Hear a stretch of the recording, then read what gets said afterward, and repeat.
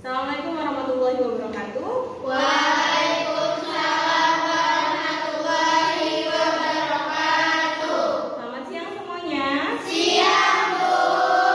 Tabibun. Ya, Bun. Apa kabarnya hari ini? Alhamdulillah baik, Bu. Sebelum memulai pelajaran, ada baiknya kita berdoa dulu kepada ketua kelas. Ibu persilahkan untuk memimpin doa. Berdoa dan mati mulai.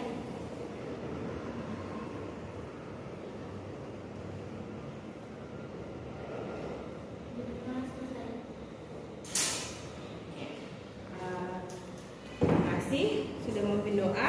Ibu cek daftar hadirnya dulu. Anissa Amelia, Hadir, Bu. Desi, Hadir, Bu. Dini, Hadir, Bu. Dian Ayu, Hadir, Bu. Eva, Hadir, Bu. Alpopari, Made Luna, Hadir, Bu. Made Merli, Hadir, Bu. Miftahul, Hadir, Bu. Putu Tiwi, Hadir, Bu. Rasya, Hadir, Bu. Selvia, Hadir, Bu. Safa, Hadir, Bu. Siva, Hadir, Bu. Silva, Hadir, Bu. Tasya, Zahra. Masuk semua ya. Jadi di pertemuan ini kita akan membahas suatu kasus. Jadi kasusnya apa? Nanti akan Ibu berikan suatu masalah ya. Jadi ada suatu kasus. Nah, kasus ini sebenarnya meminta tolong untuk dipecahkan oleh kalian. Jadi tugas kalian di sini adalah memecahkan suatu kasus yang sebenarnya berhubungan dengan pelajaran kita, pelajaran yang sudah kita lalui. Pelajaran yang dilaluinya adalah pelajaran asam basa. Masih ingat kan asam basa? Masih ingat. Nah, oke. Kira-kira ketebak nggak kasusnya dari gambaran PowerPoint? Ibu Kasus yang berhubungan dengan ibu hamil. Oke. Jadi ini nih kasus kita.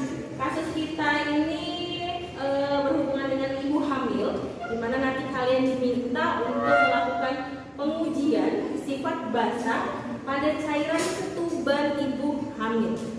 Nah, karena kalian ini kan anak SMK kesehatan nih, jadi makanya ibu mau nyoba kasih kasus ini kira-kira bisa terpecahkan atau enggak. Nah, kasus ini gak kita selesaikan dalam satu hari ini, butuh proses. Hari pertama ini kita membaca kasusnya seperti apa dan menemukan orientasi masalah kasusnya di mana. Kemudian kalian melakukan perencanaan untuk apa yang harus dilakukan untuk memecahkan kasusnya. Nah, kemudian kalian bersama kelompok melanjutkan pemecahan masalah ini di rumah sambil berkonsultasi nanti ke ibu gimana nya. Nah, setelah berkonsultasi di rumah, kalian melakukan pemecahan masalah dan ketemu masalahnya apa. Minggu depan kita ketemu lagi untuk melakukan presentasi. Apakah kira-kira presentasinya ini bisa sesuai dan bisa digunakan untuk memecahkan kasus yang ada. Jadi kita bahas lagi lengkapnya sambil konsultasi terus karena mungkin di pemecahan kasus ini akan banyak dilakukan konsultasi. Jadi konsultasinya itu nggak terpaut pada kita harus di kelas, harus ketemu ibu saja pelajaran, itu enggak. Konsultasinya bisa di mana saja. Misalnya lagi jam kosong ketemu ibu di kantor, saya mau konsultasi ini, silakan. Atau mungkin by phone, boleh. Sambil konsultasi dengan ibu, sambil kalian mencari informasi di sumber lainnya.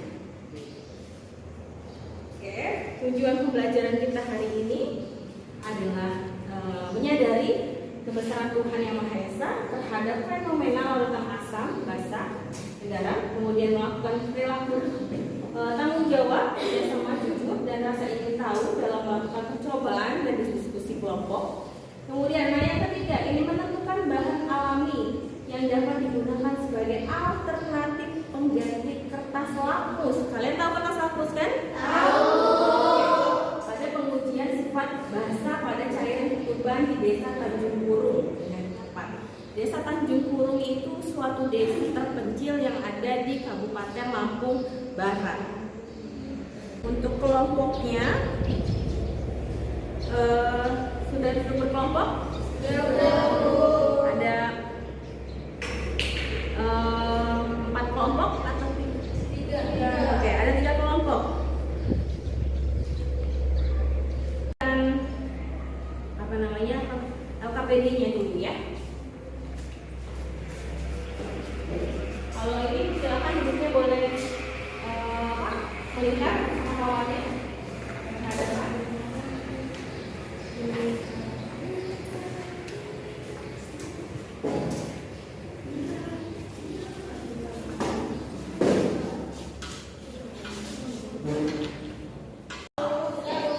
Silakan baca sini, ini LKPD-nya ada identitas ya, silakan diisi. Kemudian di lembar selanjutnya itu ada kompetensi dasar dan indikator pencapaian. Ini nih yang akan kalian capai nantinya dalam pembelajaran ini adalah indikator ini. Silakan dibaca apa yang akan kalian lakukan, yang akan kalian capai. Kemudian ada orientasi masalah. Bisa dilihat di LKPD-nya atau mungkin di depan. Jadi ceritanya Desa Tanjung Puru, Kecamatan Pagar Dewa, Lampung Barat itu merupakan salah satu desa terpencil di Provinsi Lampung. Fasilitas sarana prasarana kesehatan seperti puskesmas itu harus ditempuh cukup jauh, sedangkan klinik praktik bidan mandiri atau PBM itu harus ditempuh dengan waktu sekitar 1 jam perjalanan. Sehingga kondisi ini menyebabkan para ibu hamil di Desa Tanjung Puru kurang mendapatkan edukasi dalam kehamilan maupun menjelang kelahiran. Salah satunya adalah banyaknya kasus ketuban pecah dini atau merembes yang tidak disadari oleh ibu hamil tersebut. Dan jauhnya lokasi PBM menyebabkan timbulnya masalah kesehatan yang lebih membahayakan seperti infeksi, keguguran, sampai meninggalnya janin dalam kandungan. Banyak ibu hamil itu yang nggak bisa membedakan ini yang keluar apakah cairan ketuban ataukah air urin atau cairan yang lainnya, ya kan? Kalau memang itu yang keluar cairan lainnya itu nggak masalah. Tapi kalau ternyata yang keluar dari ibu hamil itu adalah cairan ketuban, itu yang patut diwaspadai. Tapi nggak semua, masalahnya di sini tidak semua ibu hamil itu bisa membedakan mana cairan ketuban. Kemudian permeabilitas yang ada pada kertas lakmus sehingga memudahkan sisa air ketuban yang terserap itu dan memberikan warna. Jadi ibu hamil itu bisa umumnya di Indonesia menggunakan kertas lakmus yang kalian pakai itu untuk mengecek cairan ketuban. Jadi kalau ada cairan yang keluar dari perutnya, ya, dia bisa ambil kertas lakmus, kemudian cairan ke cairan yang mengalir itu, ya, kalau berubah warna, misalnya pakai kertas lakmus merah, berubah warna menjadi biru. Nah, berarti ada kemungkinan besar cairan tersebut adalah air ketuban. Oke. Nah, jadi dikatakan positif apabila lakmus berubah menjadi biru sehingga sifatnya basah. Nah, kemudian minimnya fasilitas kesehatan di Desa Tanjung Purung tadi ya menyebabkan ibu hamil itu tidak dapat meminta tenaga kesehatan untuk melakukan pengecekan air ketuban. Nah, pengecekan secara mandiri menggunakan kertas lakmus pun sulit dilakukan karena tidak ada yang menjual kertas lakmus. Pertama, posisi lokasi yang sulit. Gimana mau beli kertas lakmus? Puskesmas tidak ada. Kalaupun ada jauh, ya kan? Tadi ditempuh dalam waktu 1 jam. Kemudian mau beli kertas lakmus di mana? Di warung nggak ada jualan kertas lakmus kan? Nah, jadi kesulitannya di sini. Ibu-ibu hamil di Desa Tanjung Purung itu tidak bisa melakukan pengecekan. Sedangkan kalau dibiarkan, kita nggak tahu itu beneran air ketuban atau cairan yang lain. Kemudian ada namanya Ibu Ani. Ibu Ani ini adalah seorang ibu hamil di Desa Tanjung Purung itu menceritakan ketakutannya mengenai ketuban rembes ini kepada ponakannya. Kebetulan ponakannya ini adalah seorang siswi SMK Kesehatan. Dan di sini Bu Ani itu berharap kalau semoga saja dengan dia bercerita masalah ini, dia akan mendapatkan solusi dari keponakan tersebut. Ya, jadi pertanyaannya di sini, permintaannya, dapatkah kalian membantu Ibu Ani dalam menentukan solusinya? Nah, di sinilah kasus kita. Dan di sini tugas kalian untuk membantu Ibu Ani dalam menentukan solusinya. Oke, silakan diulangi lagi baca orientasi masalahnya. Kalau misalnya belum jelas, bisa ditanyakan ke Ibu. Kemudian kalau sudah selesai dibaca, kira-kira kalian diskusikan dengan kawan dan ini jawab pertanyaannya gini. Apa yang bisa kalian temukan pada wacana ini? Silakan didiskusikan dengan kawan kalian. Kemudian ada nggak wacana ini hal-hal yang tidak kalian pahami istilah-istilahnya? Silakan ditulis. Bu, saya kurang paham istilah air ketuban. Tulis. Saya tidak paham air ketuban. Saya belum paham istilah pH. Tulis. Berarti pH, ya kan?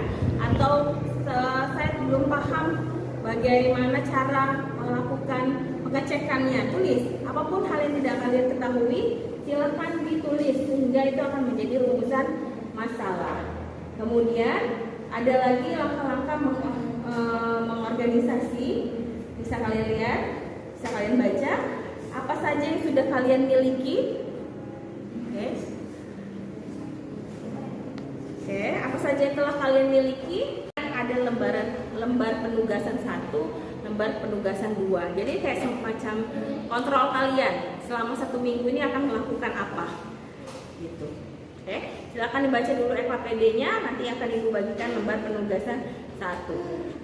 Silakan dibaca dan didiskusikan. Jadi hari ini agenda kita berdiskusi sambil kalian mencari informasi dan merencanakan apa yang menjadwalkan ya, apa yang akan kalian lakukan untuk melakukan pemecahan ini. Berarti kalau sudah direncanakan di rumah kalian buat solusinya apa?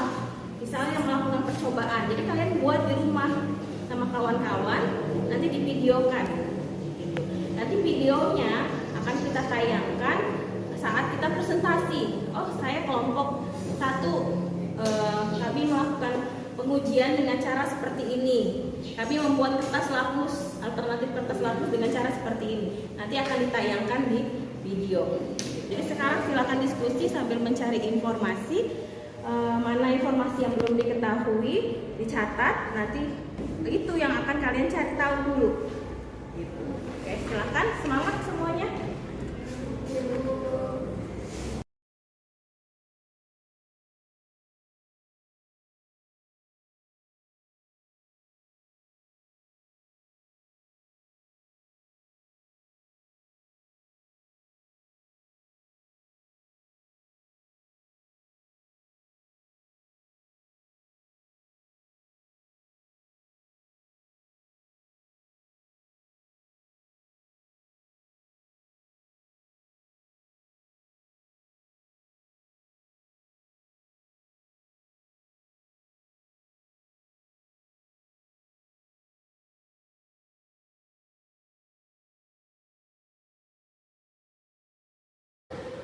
Karena jam kita sudah habis ya. Tadi sudah berdiskusi kan sama kawannya? Sudah. Nanti kita lanjutkan lagi minggu depan. Terima kasih untuk hari ini. Semoga kita bisa menyelesaikan masalah kasus ini ya. Dan saya akhiri hari ini. Wassalamualaikum warahmatullahi wabarakatuh.